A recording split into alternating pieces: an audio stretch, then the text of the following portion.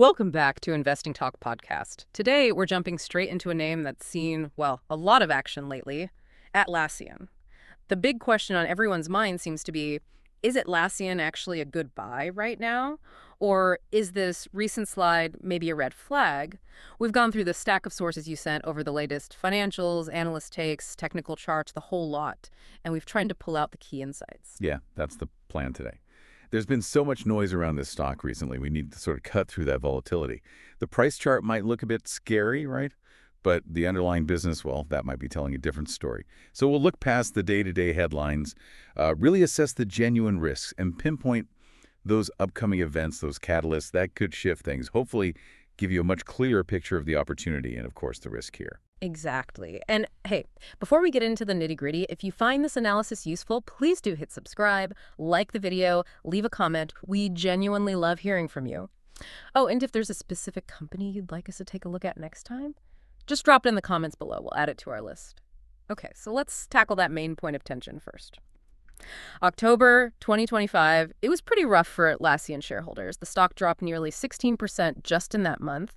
A lot of it was blamed on, macro fears, the wider tech sell-off. It even hit a new low for the year, didn't it? $149.39. Sorry, a fresh low. So here's the puzzle. The operational reports, the numbers, they seem pretty decent. Why the massive price drop then? Well, it's this strange disconnect, isn't it? The market reaction versus the analyst view. You have the street selling off, maybe driven by fear or sector rotation. But the analysts, the ones that supposedly looking further out, 6-12 months, they mostly held firm on the core story. So they lowered price targets, but not ratings. Exactly. You saw big names, BMO, Mizuho, Raymond James, Barclays. They all trimmed their near-term price targets. And they cited worries about, how durable the growth would be in this environment. Fair enough. But crucially, every single one kept their positive or outperform ratings. Interesting. It's like they're saying, okay, the market's nervous right now, the price might wobble, but the actual business, it's fundamentally sound. Right. So we did see some institutions trimming, like U.S. Bancorp DE took down its stake about 7.7% back in Q2. Yeah, but that often sounds like defensive rebalancing, doesn't it? Rather than, a complete loss of faith. Good point. Caution maybe, but not outright panic from the analysts covering it. Precisely. Because, look, when you actually look at the Q4 numbers for fiscal 25, the ones reported back in August, they were genuinely quite strong. Revenue growth was 14% year over year. That's $1.36 billion. Okay. And the really critical part, the cloud revenue, that was up a very healthy 25% year over year. That supported, $1.27 billion in subscription sales? These just aren't the numbers of a company falling apart. No, that cloud growth, 25%, that's impressive, especially in subscriptions. But, okay, here's the flip side the market seemed to latch onto. Despite that revenue growth, they still posted a GAAP operating loss, right? They did. And that, combined with the whole sector rotating away from high-growth tech because of interest rate worries, well, it gave the bears fuel, the valuation argument became harder, and the stock price compressed quickly. Yeah, the customer growth seems to back up their strategy. Absolutely. This is key, I think. That high-value customer base, the ones spending over $10,000 a year in cloud ARR, that grew 14% year over year.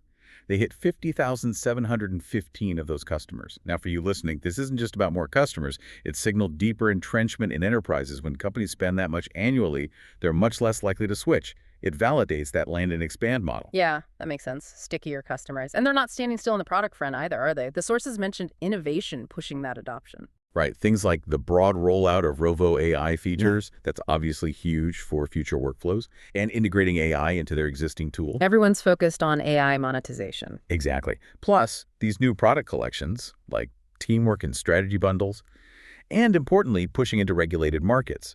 Government cloud, isolated cloud, those build higher barriers to entry.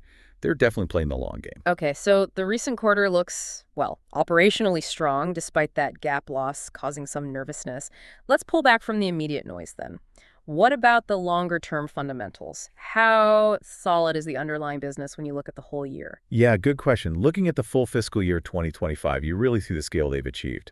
Total revenue hit $5.22 billion.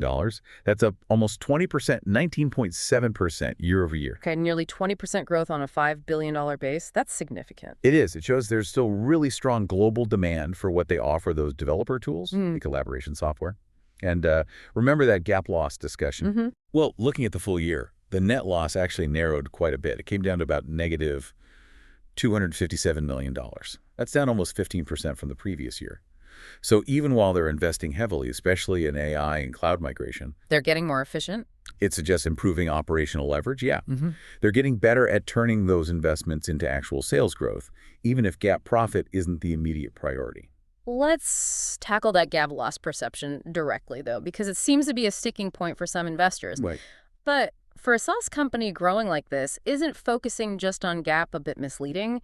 Doesn't it penalize that upfront investment? It often does, yes.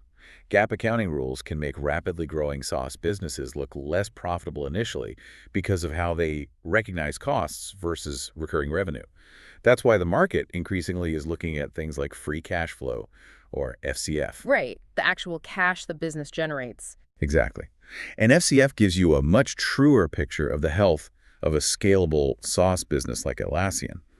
They have a healthy net cash position, not much debt typical for this kind of model. And that strong free cash flow coming from all those recurring subscriptions, that's what funds everything. Reinvestment, buybacks. Right. It gives them the firepower and the resilience to keep investing for growth, even if it means delaying GAAP profitability. They can afford to sacrifice some immediate GAAP profit to grab more market share. The balance sheet supports it. Okay, that's a crucial point on the financials. Now let's talk moat. This is where it gets really interesting for anyone thinking long-term, isn't it? Absolutely. Atlassian's a leader, obviously, with Jira, Confluence, Loom. But it feels like their advantage is more than just having popular products. Oh, it absolutely is. Their competitive moat is, well, it's pretty formidable, and it's why they can hold their own even against giants like Microsoft. How would you describe that moat? It's really about the ecosystem. It's built on open architecture, which developers love, and this deep, deep focus on that developer community from the start. Think about it from a customer's perspective.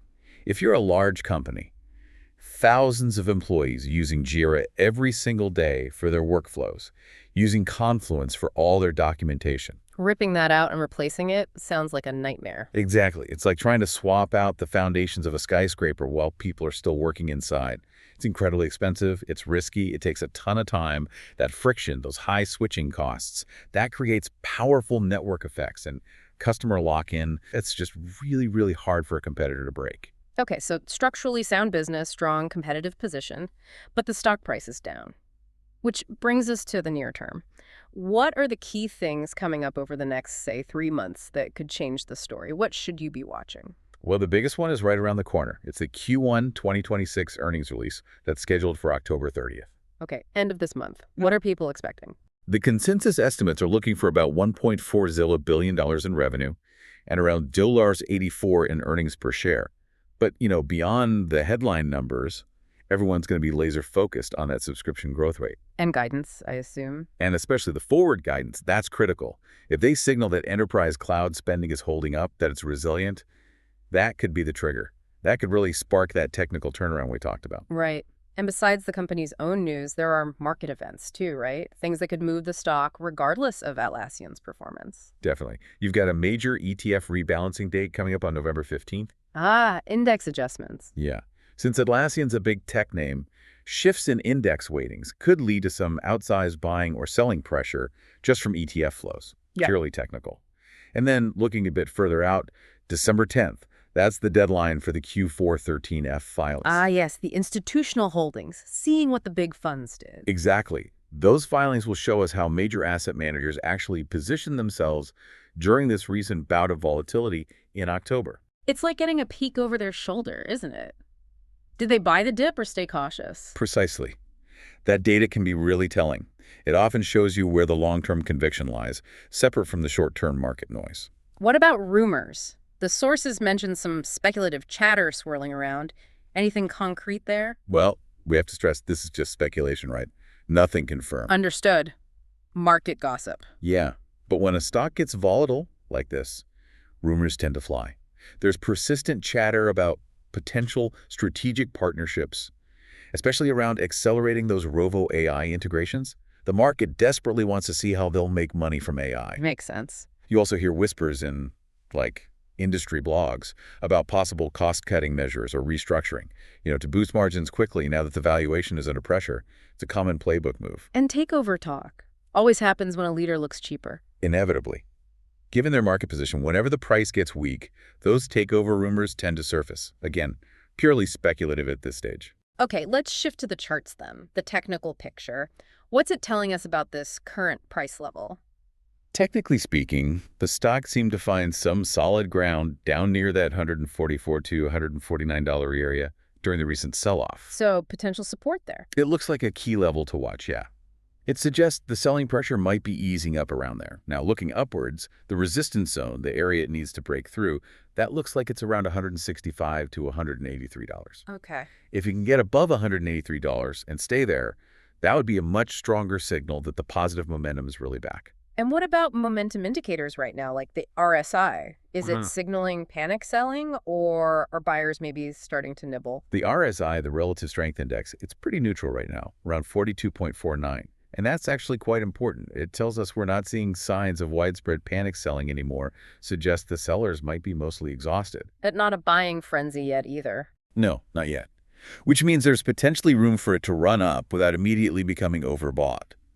The key technical signal for a confirmed bullish reversal, though, that would be a sustained move back above the 50-day moving average, which is where currently that's sitting around $165.83. Until it decisively breaks above that average, technically the stock's still in a more defensive position. Okay. So let's try and pull all this together. We've got solid underlying fundamentals, a strong moat, analysts who are nervous near term but still bullish long term, a stock price that's taken a beating, and key earnings just days away. What does this all mean for you, the listener, looking at Atlassian around these current prices? Well, the analyst consensus, despite all the macro fear, it remains overwhelmingly positive. You've got something like 22 to 28 analysts calling it a buy or moderate buy. And the average price target? The average target is up at $259.13. Now compare that to the current price. That implies potential upside of around 73%. Wow, 73%. Yeah. So the overall investment thesis we distilled from the sources, it leans heavily bullish, like a 9 out of 10 rating based on expectations that earnings will pick up thanks to those cloud migrations and eventually AI adoption kicking in. That's a huge potential return. But let's be balanced. If the story is that good, why the volatility? What are the main risks people need to keep in mind? Good question. The biggest risks seem external, really, systemic. Just continued market volatility. Yeah. These high growth SaaS valuations, they're very sensitive to interest rate movements. That's unlikely to go away quickly. And of course, competition is fierce. You've got Microsoft bundling things, plus focused competitors like Asana nipping at their heels. But the moat helps there. Exactly. We keep coming back to it. But that highly integrated ecosystem is their best defense. It really does reduce the risk of customers jumping ship, even with strong competition. So for someone trying to decide when or how to potentially invest, the sources seem to suggest two different ways to think about the time frame. Yeah, they kind of broke it down into two horizons. For the short term, you could see Atlassian as potentially attractive for momentum trading, especially heading into this earnings cycle between now and December. Banking on a positive surprise on October 30th. Right. If those earnings beat expectations or the guidance is really strong, you can see a sharp, fast technical bounce. But then there's the long-term view. And for that, the argument is that Atlassian is really well positioned for multi-year growth. Compounding returns, that's based on the strength of the moat we discussed, their global expansion efforts, and that continuous pipeline of innovation. So short-term trade opportunity versus long-term compounding story. Essentially, yes. Yeah. It looks like a case of long-term structural growth hitting some short-term market anxiety right now. Okay. As you think about all that over the next couple of months and figure out your own strategy, here's one last thought to maybe chew on. Keep a really close eye on those institutional holding reports, those 13F filings coming out in December. If the big players, the major asset managers, reveal they were actually aggressively buying Atlassian during that sharp October dip, what does that really tell you about their confidence in the company's long-term cloud story versus the market's current obsession with short-term growth jitters and valuation concerns? Yeah, that institutional positioning. Sometimes that's the loudest signal you get. It can be a real vote of confidence that cuts through all the other noise. Indeed it can. Well, thank you for joining us for this exploration of the source material on Atlassian today. My pleasure. We will catch you next time on Investing Talk Podcast.